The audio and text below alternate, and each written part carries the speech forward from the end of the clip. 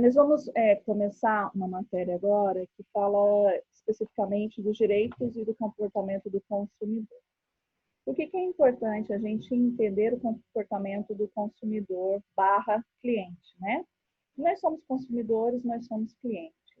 Até para entender também o momento em que nós temos aí direito a reclamar de algo, a fazer alguma troca de algum produto que nós percebemos aí como um defeito. Tá? E também porque o mercado de trabalho onde o profissional da administração está inserido pode ser uma área voltada para comércio, onde ele vai lidar diretamente com o cliente final, com o consumidor final. Pode ser uma indústria que vende para outra indústria.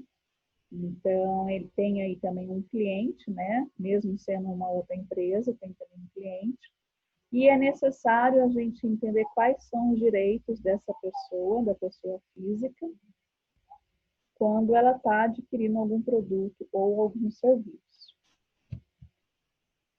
Então, se a gente começar entendendo essas duas palavras, cliente e consumidor. Algumas vezes a gente vê o uso dessas palavras como sinônimos. E, na verdade, não é. Existe uma diferença dentro da questão comercial quando eu trato uma pessoa como cliente, quando eu trato uma pessoa como consumidor. Cliente pode ser uma pessoa física, pode ser várias pessoas físicas, pode ser empresas que acabam dando preferência a uma determinada marca.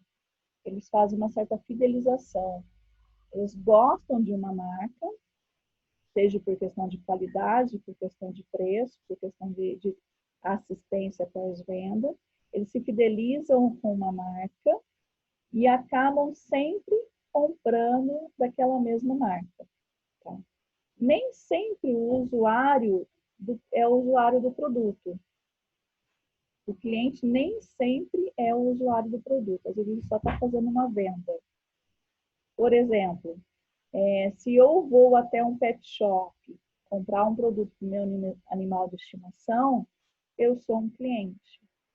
Eu estou comprando um produto do pet shop, mas esse produto não é para meu uso. É para uso de uma outra pessoa ou, no caso, um animal de estimação. Então, essa palavra cliente, ela também é associada quando esse comprador, esse usuário que compra o produto, não é ele que vai consumir.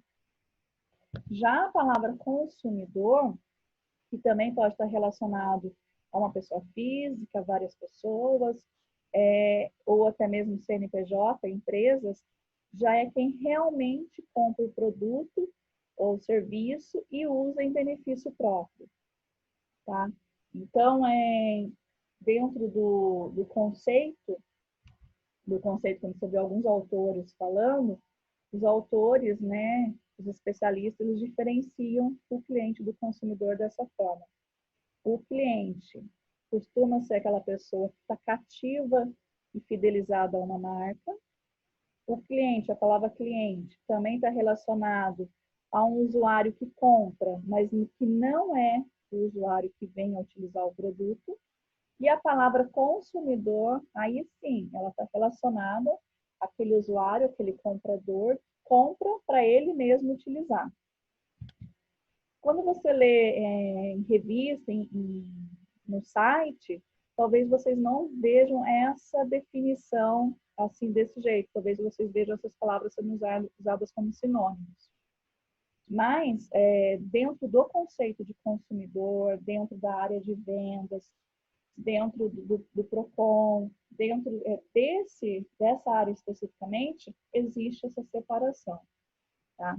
O consumidor ele faz negócio com a empresa sem criar vínculos. O consumidor, às vezes, não cria vínculos, ele não é fiel à marca, e o cliente já é fiel à marca. Tá? Então, a gente tem essas duas nomenclaturas aí.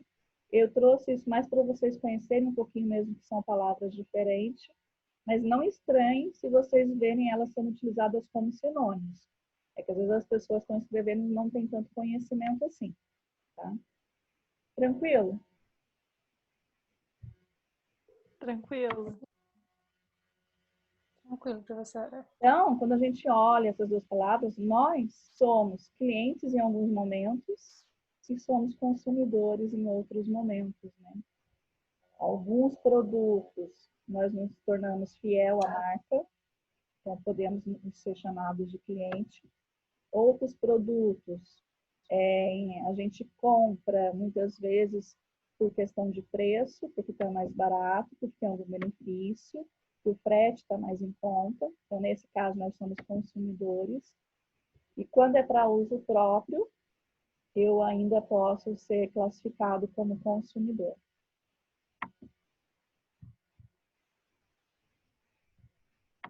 Deixa eu só mudar a coisa.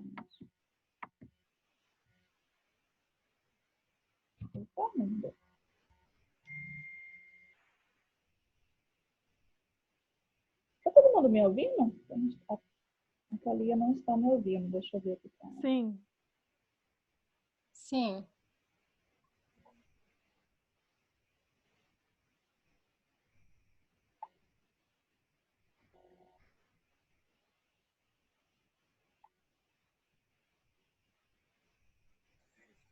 Sim.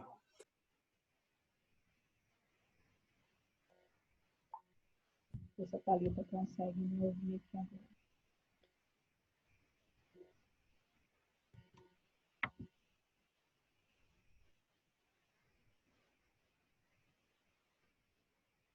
Aqui. Ah, mas ela saiu. Ela saiu. Então vamos voltar lá.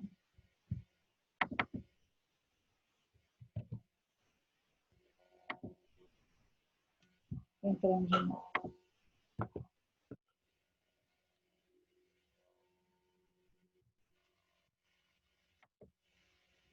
Não estou conseguindo mudar o slide. Mudou.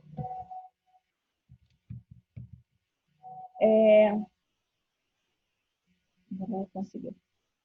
E aí vou falar um pouquinho para vocês sobre o Código de Proteção e Defesa do Consumidor. Todo mundo sabe aqui que se tiver algum produto na compra, na aquisição de algum produto ou de serviço, pode ir até o PROCON, né, para fazer uma reclamação. Esse seria o primeiro canal para você fazer uma reclamação, se você não conseguir resolver direto com a loja, direto com a empresa. O PROCON, né, ele tem origem numa lei de 1990, que é a Lei 8.078. Então, essa lei, que é uma lei federal, ela criou o Código de Proteção e Defesa do Consumidor. A lei em si, ela não dita as regrinhas. Nenhuma lei dita as regrinhas. A lei, ela menciona que pode ou não ser feito. Mas uma lei, para ela entrar em vigor e para ela poder ter valor, para de repente a empresa poder ser autuada, multada, é necessário criar decretos, tá? Para poder regulamentar essa lei. Então, a lei sozinha, ela existe, ela tem um poder federal, mas quando você lê uma lei, você entende de uma forma global. Você tem esse entendimento global.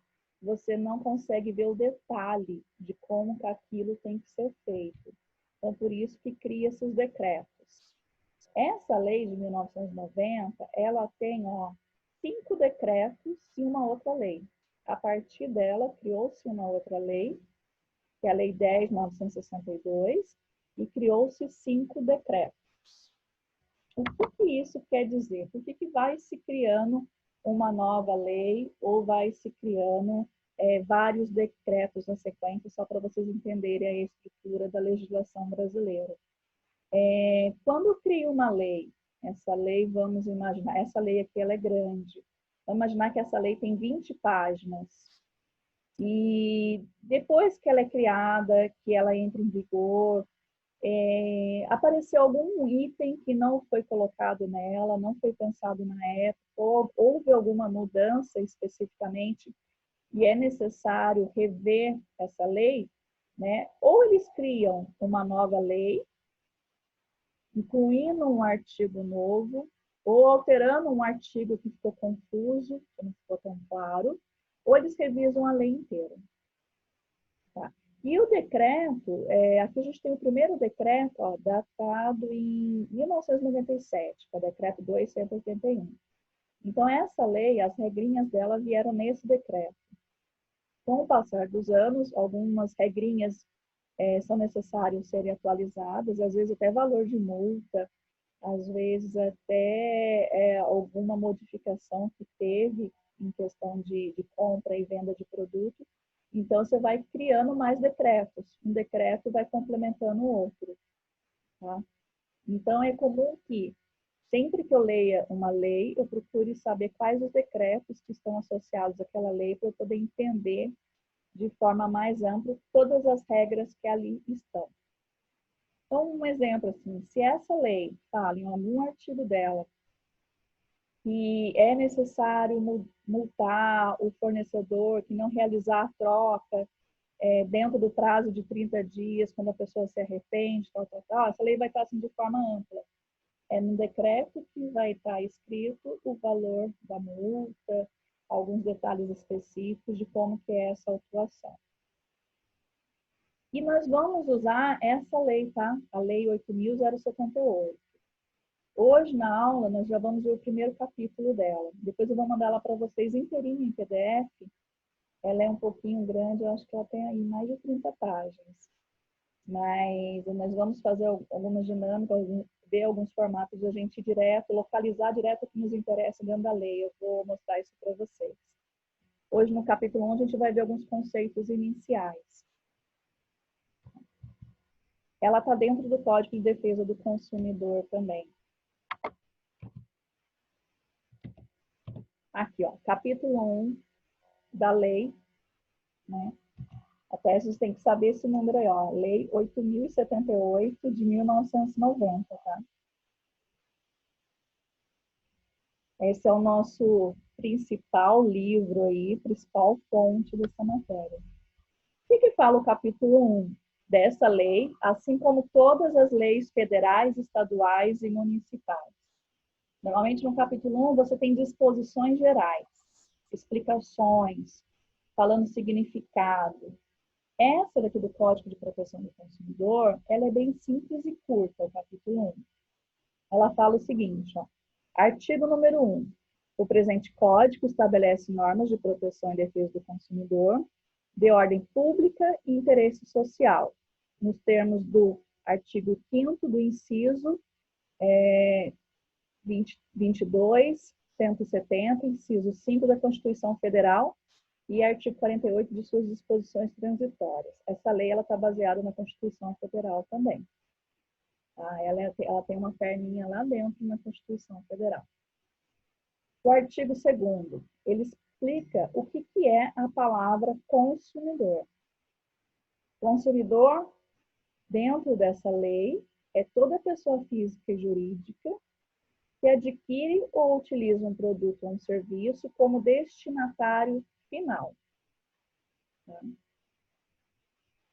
Ai, eu não acredito que já vai cair. Já vai cair os 40 minutos aqui. Então, nós somos consumidores. Nós estamos protegidos por essa lei de 1990. Essa lei ela é antiga. Muita coisa mudou de lá para cá? Mudou. Principalmente a questão da internet, as vendas online, né? Que vem aí crescendo aí, de forma bem alta, né, em relação às vendas físicas. E mudou também o comportamento do consumidor. Então, mas por mais que tenha acontecido muita mudança de 1990 até 2020, 30 anos, essa lei ela ainda está em vigor. Parágrafo único. Equipara-se a consumidor a coletividade de pessoas, ainda que indetermináveis, que haja intervindo nas relações de consumo. Então, dentro da negociação, por mais que tenham canais e pessoas intermitentes ali no meio, elas intervêm ali na relação do consumo e fazem parte também dessas regras e estão também submetidas à lei de 1990.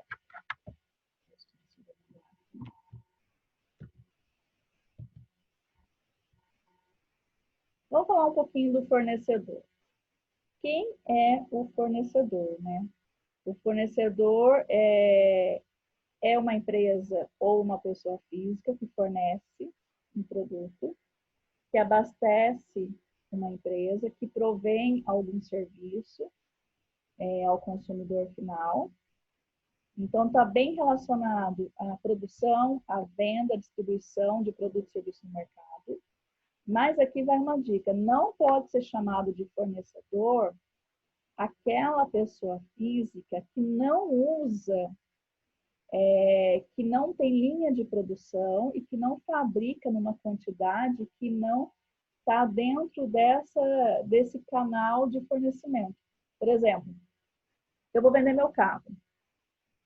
Tá? Eu tenho meu carro e vou vender meu carro. Alguém vai comprar. Eu não posso ser chamado de fornecedor, porque estou vendendo algo pessoal e não é minha rotina comercializar carros. Eu não tenho uma loja, eu não sou representante, eu não sou vendedor de forma rotineira. Eu estou fazendo uma venda momentânea, pontual. Então, nesse caso de uma pessoa que está vendendo, mas não faz parte da rotina dela vender produtos ou prestar serviços, ela não pode ser chamada de fornecedor. Tá? Nessa situação, não. Por quê? Porque aí, se eu vender meu carro e o comprador quiser reclamar que eu vendi um carro com defeito, com algum problema, ele não pode se basear no Código de Defesa do Consumidor.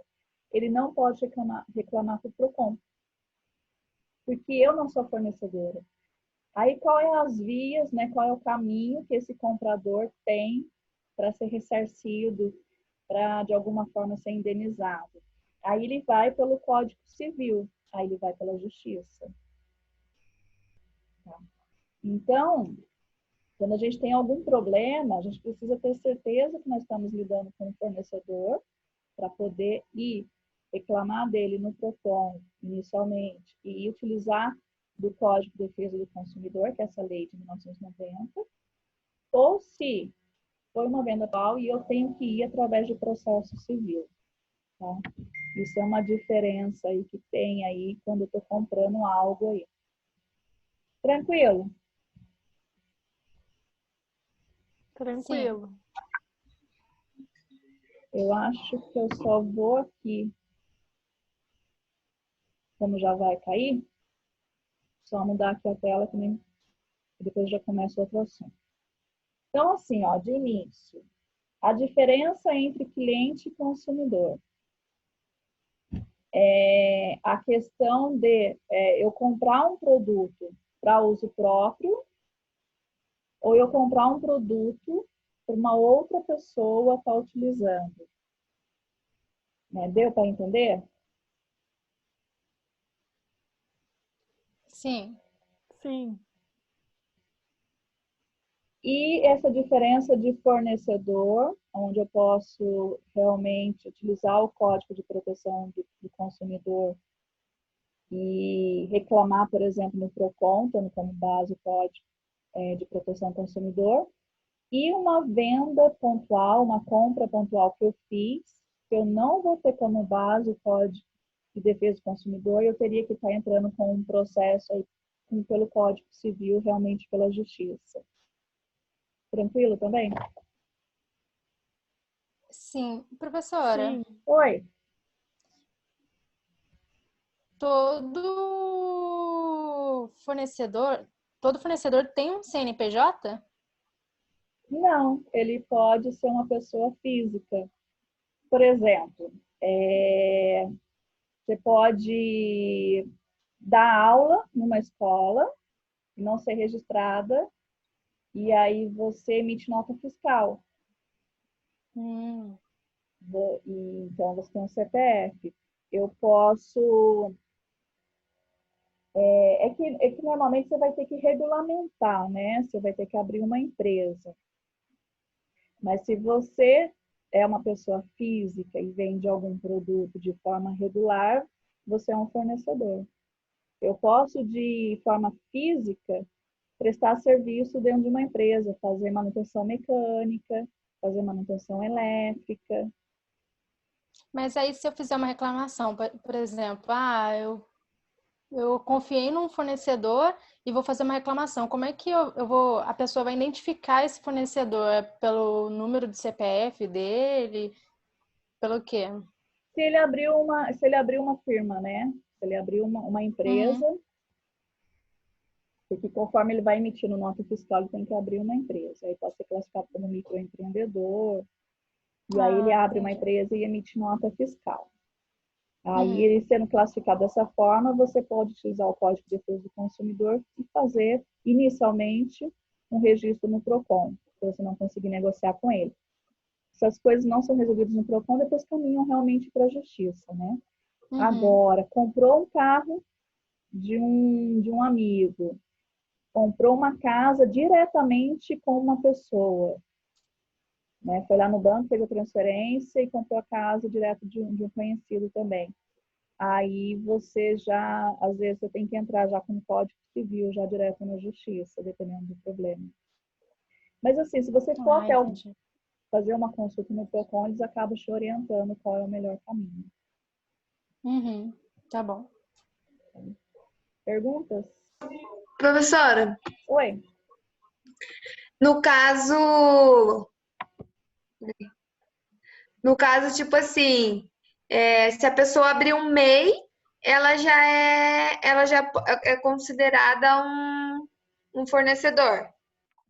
Ela abre o MEI, a atividade dela está relacionada à venda de produto, à fabricação de produto, à revenda de produto.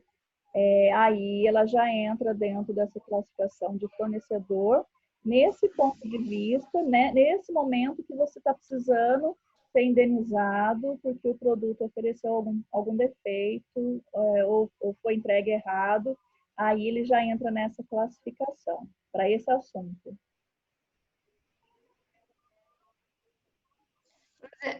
Agora, bastante, tipo, empresa assim, não quer mais registrar, né? Eles estão pedindo para abrir um MEI. Por exemplo, a minha irmã vai trabalhar ela trabalha na New Big, ela era registrada, agora ela vai ser mandada embora e vai abrir o MEI. Daí, no caso, ela vai ser fornecedora daquele produto, mas se tiver alguma reclamação, ela não é responsável por aquilo dali. Ela vai fornecer o produto direto para a loja, né? A reclamação primeiro é feita em nome da loja. Tá. E, na verdade, pode ser que caia, tá? Mas, na verdade, também existe a coparticipação. É uma cadeia, né? A loja está vendendo, mas existe uma empresa por detrás disso. Então, todo mundo é corresponsável. A mesma coisa se você sofrer um acidente de carro e for comprovado que tinha alguma coisa solta na roda. É responsável a